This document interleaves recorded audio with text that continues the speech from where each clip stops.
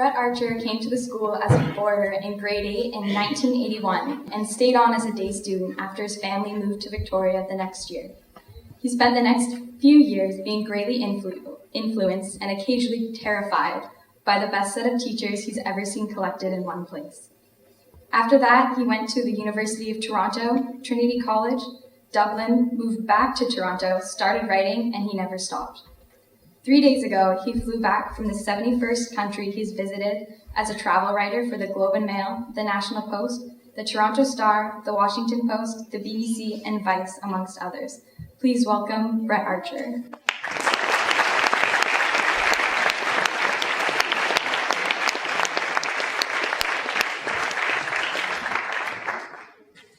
Hi, lovely to see you all.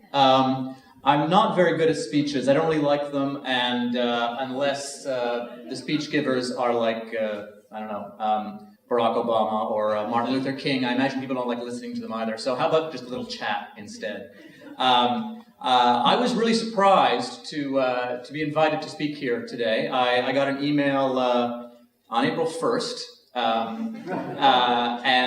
Of course thought it was a joke to begin with, because a lot of my experience and a lot of my thoughts and notions about how things work in the world kind of bristle against the way they're presented here at this school and among these 7-letter words on either side of me. But I was out in, where was I? I think I was in Lilongwe, which is the capital of Malawi. I was cycling through Africa. I just got back yesterday, I think. I had some time on my hand. I was at a costume party when the email came through, and it was festive, and I thought, okay, why not? So I emailed back saying, yes, sure, I'd love to talk to all you people. And I had some time. I had cycled about 1,000 kilometers at that point, and I had 2,000 more to go. So I had some time on my bike, all by myself, cycling among the elephants and giraffes and dead snakes on the roads, to think about why they might have asked me to speak here. My life has not turned out the way I expected it would when I was here, because I was thinking along pretty straight lines when I was here, orthogonal lines with right angles, which is how you're taught to think in school. You have certain courses that you take, certain subjects that you study, and then you go to university, and it's the same thing. You're studying engineering, you're studying medicine, or you're studying law, you're studying whatever it is you're studying, English or biology. And it wasn't until I started screwing up in about grade 10 here, I guess, and then continued screwing up in university and dropping courses and taking new courses and trying to figure out what the heck I was going to do with my life, that I started to realize something that city planners have since called lines of desire. I don't know if any of you are familiar with this concept, but when people plan cities, they tend to make roads and paths through parks. And if you've ever taken paths through parks that are paved, you'll often notice unpaved, trodden paths where the grass doesn't grow because people are not taking the path that the planner thought you should take. They're taking the one that they want to take. Finland, in fact, has decided to take these paths of desire, these lines of desire, into their way of planning cities. And so after the first snowfall, when they've got a new park or they've got a new neighborhood that they're building or planning, they let the snow fall, and then they come at the end of the day and see where people have walked through the snow, and they build the paths there. We don't do that. Most of the world doesn't do that. Finland is a little odd that way. But these lines of desire, these sort of non-orthogonal lines, the ones that lead from odd places and end up in odd places, is a pretty good description of how my life has gone, and kind of how I think all your life should go too, frankly. But it's more than just lines of desire. It's more than just wanting to do what you want to do. A big part of having a successful life, in my opinion, and I've only had my life, and I'm pretty pleased with it so far, so I'm going to be talking about how that happened, is discerning what you want. You may all think you know what you want. I certainly thought I knew what I wanted at this point in my life when I was here. It involved a lot of money, as I recall. But discernment is a big thing. It's not a word that gets used a lot. Frankly, when I was sitting here, I'd forgotten, I know this is called chapel, but I'd forgotten quite how religious it was with readings from the Bible and hymns and things. So I'll use a religious term, this discernment. It's a big term in Catholicism, as well as Anglicanism, for people who are considering pursuing a calling in the faith, becoming priests or ministers or nuns. And discernment is sort of a focused kind of introspection. And it's not easy to do. It involves winnowing and parsing, leaving a whole bunch of stuff to the side, trying to figure out where the threads of your actual desire lie. And they don't always lie in the places you think they're going to lie. The process of discernment, which leads people to become priests and nuns and to decide their callings in life, is a pretty good way of trying to figure out what you want to do. And there's a two-stage process. The first stage, I didn't have any problem with at all. The second stage took me years. The first stage is winnowing away what your parents want for you, what your parents wanted for yourself, for themselves, from what you want. You may not realize it, but it's really deep down inside you. You were raised by these people, and they're good people. I'm sure they're all good people. And they have high hopes for you, and they've lived their lives a certain way. And it's really difficult it can be really difficult to determine where your own desires lie and how they might differ from your parents. Now, a good way of getting around this is a little dose of teenage rebellion. And so I had a bigger than average dose of that, and so that wasn't a problem. I didn't have any problem distancing myself from my parents and what they wanted for me. They definitely didn't want me to become a writer, I'll tell you that. The second part, though, the parsing out of, is more difficult, and this is what took me a long time, because it's parsing out what you want from what your friends want. The community standards, in other words. And it's not just about going into architecture or going into medicine or deciding to go in on a startup with your friends. It's about sort of the basic values of what you want out of life. Some of which are like, to use an overused analogy, the water that fish swim in. They don't know they're swimming in water. You ask a fish, if you could ask a fish, how's the water? The fish will say, what's water? You don't know what you're swimming in. And some of the stuff you're swimming in now, and that I swam in for a long time, are notions about job security, money, acceptance of your peers, getting ahead in life in measurable ways. These are all decent things to want, but you may not actually want them. You may just think you want them. And the way I was able to do what I've done in my life is through a great lot of this sort of discernment. A lot of it passive, a lot of it was foisted on me by simply failing at things that I thought I wanted to do. That started early in chemistry, I think, here in grade 10. And I just could not bring myself to get all that interested in things that I wasn't interested in, or to do it all well in things that I wasn't interested in. I noticed that continued in university, and it continued in my work life when I started getting office jobs because I needed a regular paycheck, and I was pursuing the sort of life that I thought I should and that my friends were. And I would just start nodding off. I would quit often my jobs, and when I needed the money too much to quit, I was then fired. And it was only when I started realizing some of the joy that I felt here at school. And I remember a particular moment. It was in grade 10. My teacher it was grade 9, and my teacher was Mr. Skinner, of late lamented memory. And I wrote an essay about some poem or other, and I mentioned that the grass, as it was described, was a glisten in the dew. I was so darn proud of myself for coming up with this word, a glisten. Mr. Skinner, who was a lovely teacher, circled it and said not a word. And I didn't get a very good mark. But I had such joy in coming up with that word. I thought it was perfect, and I thought I was able to be creative in this otherwise constricted context of writing school essays about poems I might not have liked all that much. And I said, you know what? I don't actually care about that mark. I like it to listen. And I continued doing that with essays. My last 2 years were spent studying English here with Mr. Featherstone, who is still around and was here last night. I'm not sure if he's here today. Definitely, I was going to say one of the best English teachers I've ever had, but no, he was the best English teacher I ever had. He did not like my writing at all. I didn't get very good marks in his classes, though I was very enthusiastic.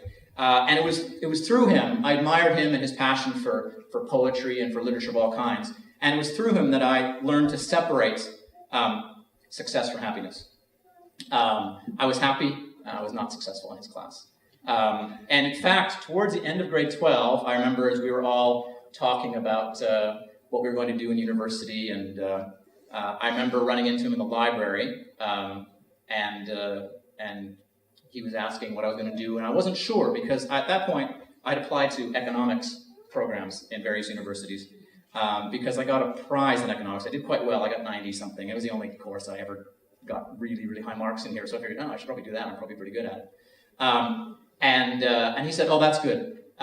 Just my own personal opinion, Mr. Featherstone said, is I think you'll be good at whatever you do. Just don't study English.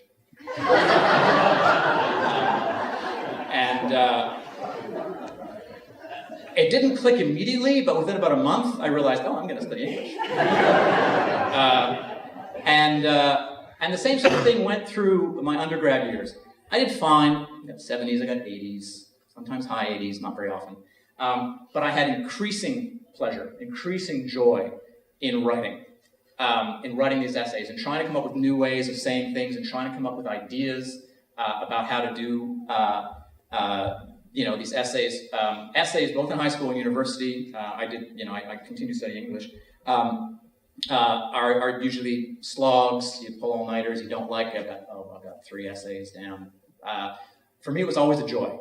At this point, I still didn't think you could actually make money doing this. But I found myself just increasingly unable to do anything else, or to see myself doing anything else. And I did a lot of introspection, a lot of this discernment. See, this isn't going to work. I really like writing, and I can't bring myself to do things that I don't enjoy. And it was getting pretty dire, so I figured, okay, there's one last out. I can become a professor. I can be a professor of English. So I went and I did a master's degree in Dublin, and it was a ball. I read loads and learned to drink. Well, learned to drink. A lot of things, whiskey and Guinness among them. But I realized, if any of you go to grad school, that's the point at which you start hanging out with professors as peers, and they start unloading on you.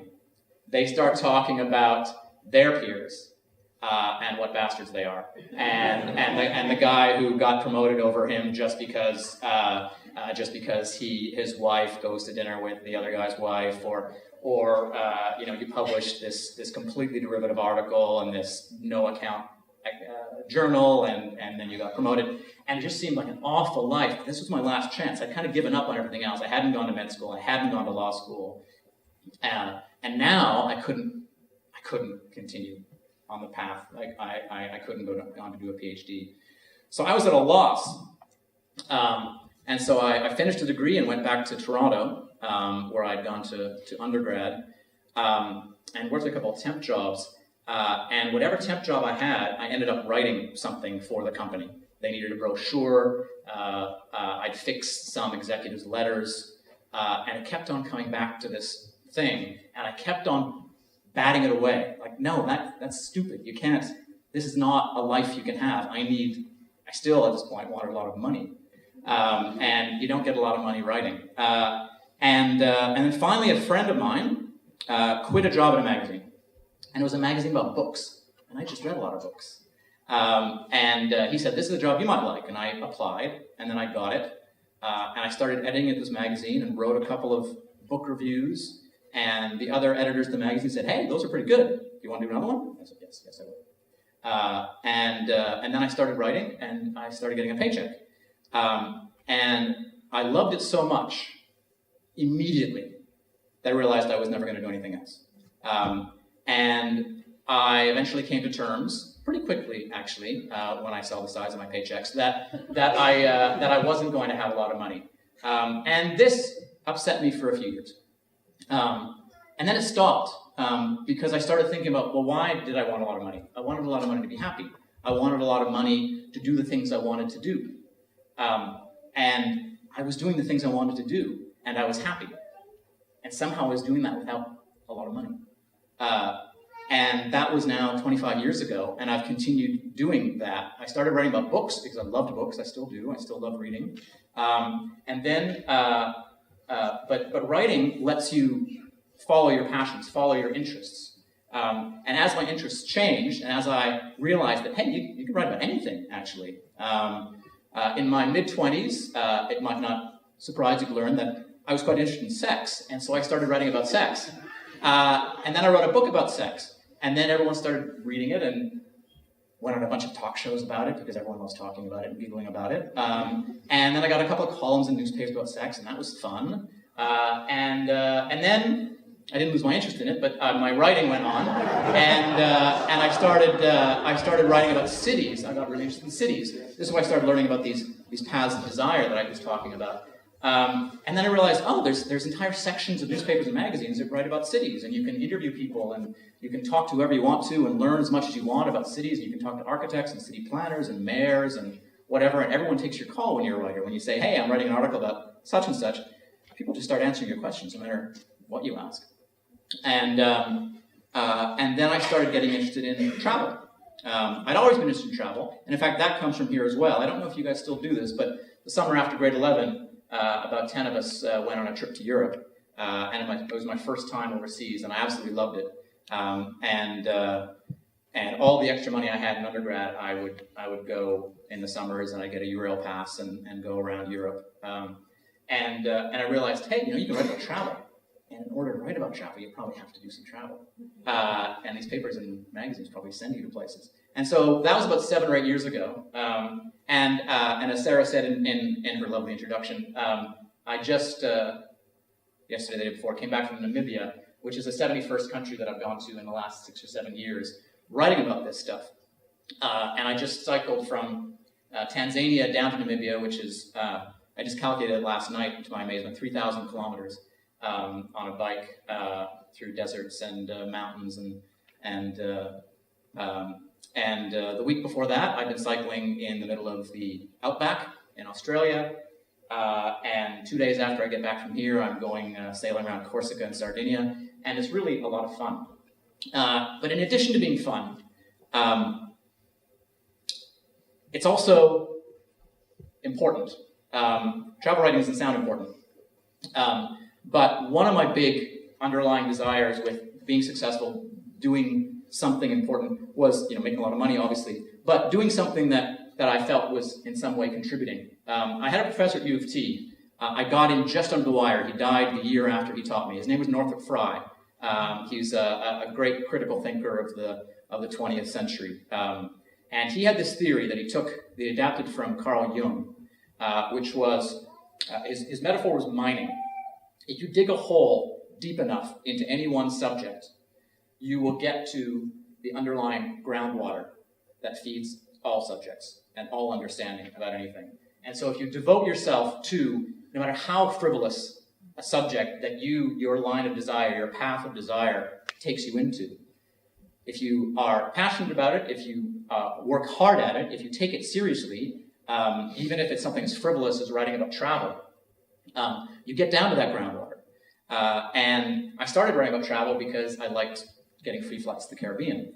Now I continue to write about travel because it's drawn me into notions of the economics of travel. The travel and tourism industry is a $7 trillion industry. a billion people spend $1 trillion every year on tourism, which is $1 trillion is much greater by a factor of 8 than the entire agglomerated budgets for foreign aid of the entire developed world. So it's potentially the greatest, and actually the greatest, voluntary redistribution of wealth that goes on in the world. And visiting places like Haiti and Namibia and Malawi and Calcutta and all sorts of places, and dropping your little aid packages of money that you buy your margaritas with and take your bike tours with and stuff, can have an extraordinary effect on the world. And this is something I never thought of until I drilled deep down into this frivolous thing that I decided I wanted to do. And so, as I say, it's not just about doing what you want, because finding out what you want is like level 3 or 4 of your discernment and your path on life.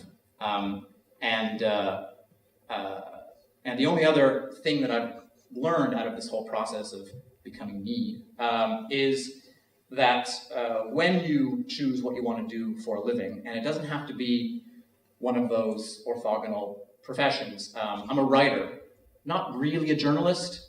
I write about whatever I'm thinking about, whatever I'm doing, which is not really a traditional job description. Is that whatever you choose to do to make your money, to live your life, to make an impact, you have to like the thing itself. Doing it because it makes you money, doing it because it gives you the kind of life you want, doing it because it will get you to live in the place you want to live, or the kind of family you want, the kind of social circle you want, is always a mug's game, because you spend a lot of time doing the thing that you do with your life. 8, 10, 12 hours a day, then you're sleeping another 8 hours. There's not a whole lot of extra time. So the thing that you choose to do, you should want to do it because you love doing that thing itself, not because of the life it gets you. And that would be my final lesson for the day. So thank you very much for listening to me. And if any of you have any questions, I'm around all day and would be pleased to chat with any of you.